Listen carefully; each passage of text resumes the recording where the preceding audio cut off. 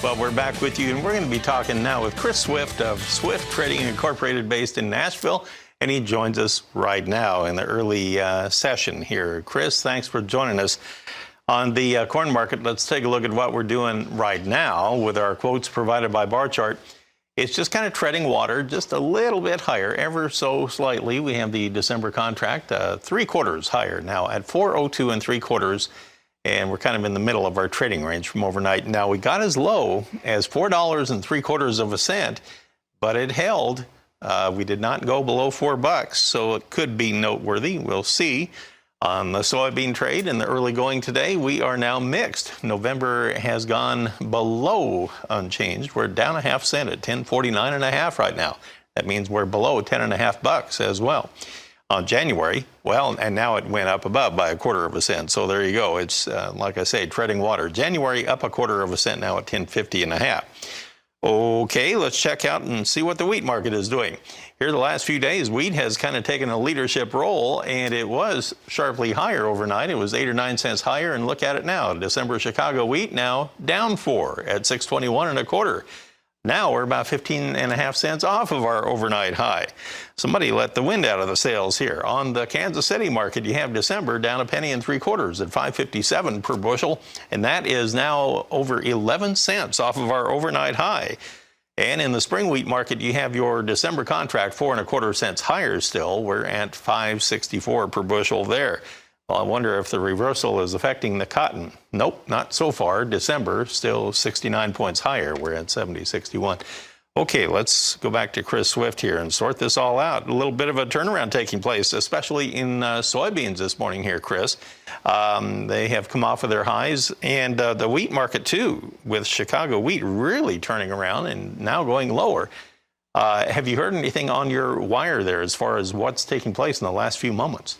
No, not really. The corn market probably getting a little bit of boost from exports to Mexico this morning. Had a good export sale to them. But as these prices are up at, in some cases, contract highs, and in some cases, a couple of year highs, you're going to see people picking at these tops, and probably producers are out there trying to sell in and hit some of these tops. So at any given time, once you start making new highs, there's going to be a select group of people that are going to want to book that.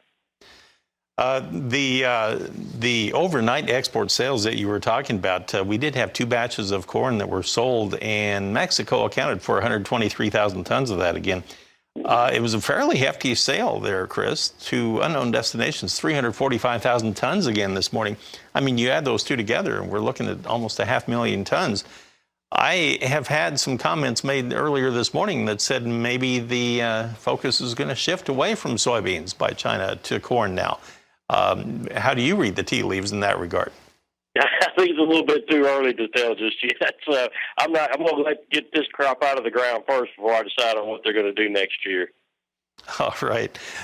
The wheat market, we were talking earlier about the fact that we have so much in the way of dry conditions, not over in the Black Sea region alone, but here in the southern U.S. as well. And it doesn't seem like there's going to be any change in prospects anytime soon, is there? No, it doesn't. And that wheat market has really performed very well, and again made new highs, as you said, overnight to that 636 3/4. Looks to me like it's just backing off and getting another running start without any kind of moisture coming into those areas anytime soon. And that leads us into our discussion of grazing potential off of that. And we'll come back in just a moment here, Chris. How does that sound? We'll talk about that and how it may relate to our feeder cattle market and the live cattle trade as well. We'll get into that right after this. Well, we've seen a bit of a turnaround in some of these grain markets. Let's see what the livestock trade is up to, shall we? Let's go to the live cattle board, and we are weaker. We have December down 70 cents right now. We're at 107.92 per hundredweight, and we are now about 80 cents off of our earlier high that was made right at the open. On the February contract, right now we're down 80 at 110.67. Same story there, down about 80 cents already today. Let's take a look at our feeder cattle market, and right now you have the November contract $1.17 lower. We're now at 133.85 per hundredweight. That would put us about $1.30 or so off of our earlier high this morning. And if you take a look at January, we're down 70 cents. Currently on the lean hog trade, we have the December contract surging ahead, $2.32 higher at 72.12. February only 42 higher. And then you go out into the spring of next year, and April through June are all 40 to 80 cents lower. So big time spreading going on in the lean hog trade, with the most bullishness taking place in that nearby December contract. Chris, I hearken back to when that October contract went off of the board, and it was at a, what, $11 premium to what the December contract was at that point. Everybody was wondering how they would make that up. Apparently they're trying right now.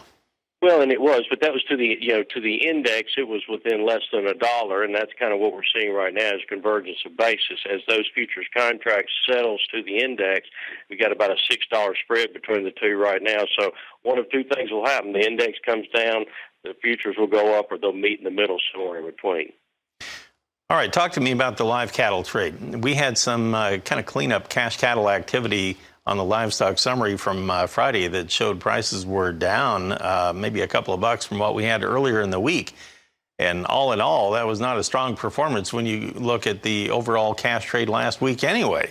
The beef cutout values Friday afternoon, as we headed into the weekend, they were down. Choice cuts were down 45 cents. Selects were down 2.98. Doesn't necessarily give us very strong footing to stand on here this morning to start out the week, does it? No, it really doesn't. But, we have plenty of cattle on feed right now. And if we look at the slaughter rate, still woefully behind this time last year, and we're still producing more beef year over year and month over month, it tells us that those carcass weights are still elevated. And we're probably still backed up just a little bit by those carcass weights still remaining pretty heavy. And the drought is impacting the feeder prices, right? That's what we believe. We believe they're having to push a lot of calves out of ranches and ranges that might have wintered over there, and they're having to come to town, and that's regardless of what class, size, weight they are. They're bringing more cattle into feed yards that are already full. Okay, thank you, Chris, for joining us this morning. Good to visit with you again. Chris Swift with Swift Trading Incorporated. John, back to you.